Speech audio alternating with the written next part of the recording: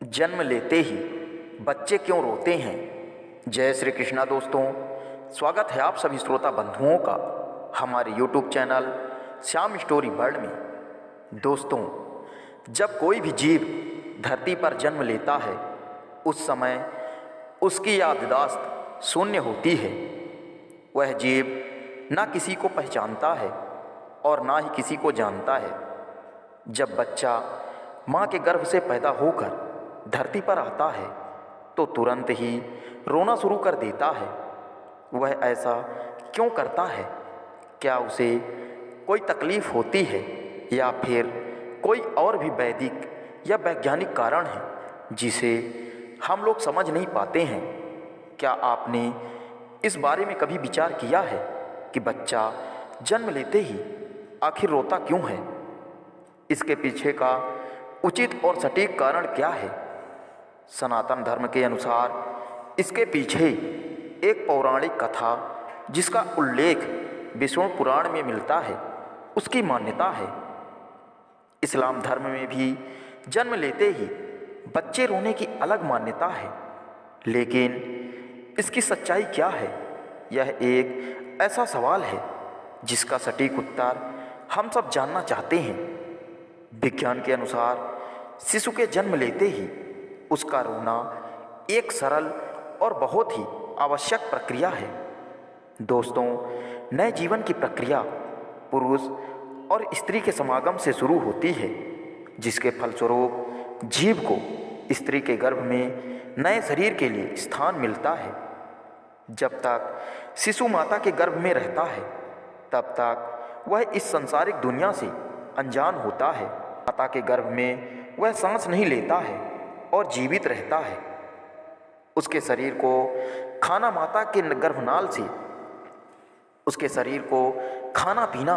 माता के गर्भनाल से प्राप्त होता है।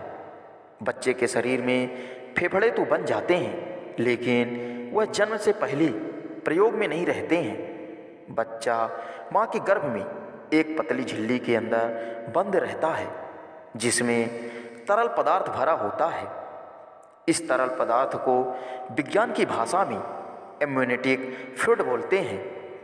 यह तरल पदार्थ बच्चे के मुंह, श्वास नली और फेफड़े तक पहुंच जाता है, लेकिन जब तक बच्चा मां के गर्भ में रहता है तब तक उसे इस तरल पदार्थ से कोई कष्ट नहीं होता है और इसी तरल पदार्थ के कारण वह मां के गर्भ में सुरक्षित रहता है।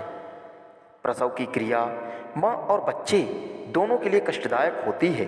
जिस क्षण बच्चा माँ के गर्भ से निकलकर इस धरती में आता है उसके आसपास का परिवेश बदला हुआ रहता है और शिशु को जीवित रहने के लिए श्वास की ज़रूरत होती है। शिशु के फेफड़े पहली बार काम करना शुरू करते हैं, लेकिन फेफड़े में वही तरल पदार्थ पहले से ही भरा होता है जिसे बाहर निकालने से ही बच्चे का स्वास्थ्य सही रहता है। इसीलिए डॉक्टर बच्चे के पैदा होते ही गर्भनाल को काट देते हैं और बच्चे को उल्टा करके उसके मुंह से इसी तरल पदार्थ को बाहर निकालते हैं। ऐसी परिस्थिति में बच्चा पहली बार रोता है। रोने के दौरान बच्चा सांस लेता है और हवा फेफड़ों में भरती है जिससे तरल पदार्थ बाहर निकलता है। इसलिए बच्चे का जन्म लेते ही रोना बच्चे के स्वस्थ होने का इशारा करता है।